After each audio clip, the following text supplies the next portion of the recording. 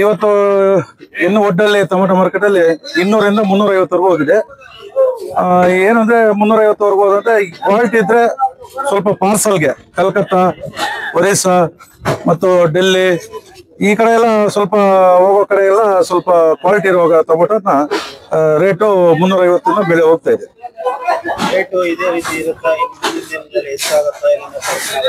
ಇದು ಮಳೆಯಿಂದ ಸ್ವಲ್ಪ ಟೊಮೆಟೊ ಡ್ಯಾಮೇಜ್ ಬಂದಿದೆ, ಅದಕ್ಕೋಸ್ಕರ ಸ್ವಲ್ಪ ರೇಟು ಇದಾಯ್ತು, ಕ್ವಾಲಿಟಿ ಇಲ್ಲ ಅಂತ.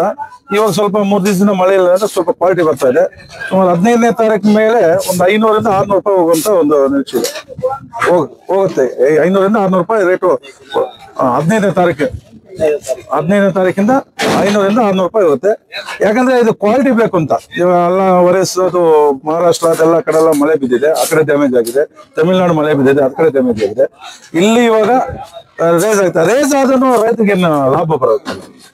ಒಂದು ಎಕರೆಗೆ 3,000-2,000 ಬಾಕ್ಸ್ ಬರೋದು 500 ಬಾಕ್ಸ್ ಬರ್ತಾ ಇದೆ.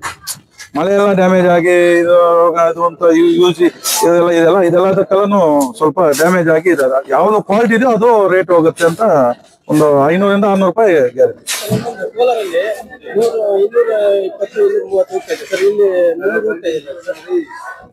ಇಲ್ಲ ಇಲ್ಲಿ ಇದೇನಾಯ್ತಂದ್ರೆ ನೋಡಿ, ಇದು ಕ್ವಾಲಿಟಿ ಮೇಲೆ ಹೋಗ್ತದೆ. ಕ್ವಾಲಿಟಿ ಇದು ನೋಡಿ, ಇದೆಲ್ಲ ಕಲ್ಕತ್ತಾ ಅಲ್ವಾ, ಕಲ್ಕತ್ತಾ ಅವರು ಎತ್ತಾ ಇದಾರೆ. ಅದು ತಮಿಳ್ನಾಡು ಇರುತ್ತೆ, ಇಲ್ಲಿನೂ 200 ರೂಪಾಯಿ ರೇಟ್ ಇರುತ್ತೆ, 250 ರೇಟ್ ಇರುತ್ತೆ.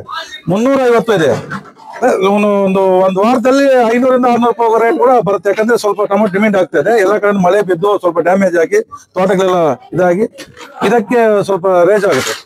ಇರೋ ತೋಟಗಳನ್ನ ರೈತರು ನೀಟಾಗಿ ಮುದ್ದು ಗೊಬ್ಬರ ಹಾಕಿ ರೆಡಿ ಮಾಡ್ಕೊಂಡ್ರೆ ಸ್ವಲ್ಪ ಏನೋ ಬರೋದ್ರಲ್ಲಿ 1000 ಬಾಕ್ಸ್ ಬರೋದು 1,500 ಬಾಕ್ಸ್ ಬರ್ಬೋದು.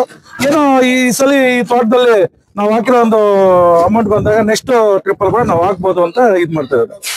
ಇನ್ನು ಈ ವರ್ಷದಲ್ಲೆಲ್ಲ ಫುಲ್ ರೇಟೇ ಇಲ್ಲ ರೈತರಿಗೆ. ಮೂರ್ ಸಲ ತೋಟ ಆಗಿದೆ, 3 ಸಲ ಲಾಸ್ ಆಗಿದೆ. ಈ ಸಲ ಏನೋ ರೇಟ್ ಹೋಗೋ ಟೈಮಲ್ಲಿ ಇದ್ದಲ್ಲಿ ಮಳೆ ಬಂದು ಸ್ವಲ್ಪ ಡ್ಯಾಮೇಜ್ ಆಗಿದೆ.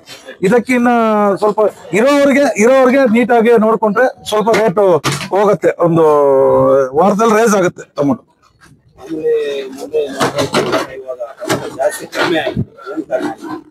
ಅದೇ ಇದು ಮಳೆಯಿಂದ ಸೀಸನ್ ಇದು ಸೀಸನ್ ನಮ್ಗೆ ಈ ಸೀಸನ್ ಮಳೆಯಿಂದ ಸ್ವಲ್ಪ ಫಸ್ಟ್ ಜನವರಿಯಿಂದ ನೋಡಿದ್ರೆ ರೇಟ್ ಡೌನ್ ಆಗ್ತಾ ಇದಲ್ಲ, ಅದಕ್ಕೋಸ್ಕರ ರೈತರು ಹಾಕೋಕೆ ಒಂದು ಇದಾಗಿದೆ, ಬೇಜಾರಾಗಿದೆ. ಏನಪ್ಪ ಹಾಕಿ ಒಂದು ಲಾಸ್ ಅಂತ. ಅದಕ್ಕೋಸ್ಕರ ಇವಾಗ ನಾಟಿ ಮಾಡ್ತಾ ಇದ್ದಾರೆ. ಇರೋ ತೋಟಗಳನ್ನ ನೀಟಾಗಿ ನೋಡ್ಕೊಂಡ್ರೆ ಸ್ವಲ್ಪ ಪಾರ್ಸಲರು ಬೇರೆ ರಾಜ್ಯಗಳಿಂದ ಬಂದು ಒಂದು ಒಳ್ಳೆ ರೇಟು ಆಗ್ತಾ ಇದೆ. 4 ದಿನ ಜರ್ನಿ ಆಗ್ಬೇಕಲ್ಲ, ಅದಕ್ಕೋಸ್ಕರ ಇವಾಗ ರೇಟು ರೇಸ್ ಆಗುತ್ತೆ.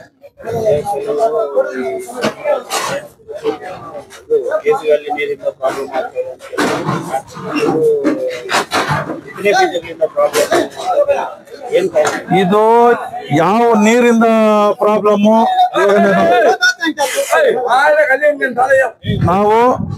ನಾವು ಕುಡಿಯೋ ನೀರು ಹೆಂಗೆ ಇದು ಪ್ರಾಬ್ಲಮ್ ತೋಟಗಳು ಅದೇ ತರ ಇರುತ್ತೆ. ಅದನ್ನು ಅಧಿಕಾರಿಗಳನ್ನ ಇದು ಮಾಡ್ಬೇಕು, ಪರಿಶೀಲನೆ ಮಾಡಿ ಒಂದು ನೀರಿನ ಇದಾಗ್ತಾ ಇದೆಯಾ ಇಲ್ಲ ಬಿತ್ತನೆಯಿಂದ ರೈತರಿಗೆ ಬೆಳೆ ಆಗ್ತಾ ಇಲ್ವಾ ಅಂತ ಅದು ಅಧಿಕಾರಿಗಳು ಬಂದು ಅದಕ್ಕೆ ಸಂಬಂಧಪಟ್ಟಿರೋ ಕೃಷಿ ಅಧಿಕಾರಿಗಳು ನೋಡ್ಬೇಕು.